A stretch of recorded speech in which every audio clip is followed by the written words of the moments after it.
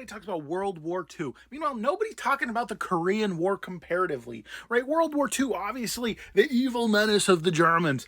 But the Korean War was also a very important war because the North and the Chinese invaded the independent South and wanted to create a totalitarian state like we later saw in North Korea. United Nations forces, this is something that's left out a lot. It was the United Nations forces. It wasn't just the US, it wasn't just the South Koreans, it was the entirety of the United Nations. But they pushed back the North Koreans and it went back and forth quite a bit and it ended up at about the same spot. But that's what the war was. And a lot of people will say the United Nations or the United States lost the Korean War. I disagree because the war wasn't to completely take over the entire Korean peninsula. No, it was to return to the antebellum status quo, so pre-war status quo. And that was accomplished. But it's also often forgotten how many people lost their lives in such a short war.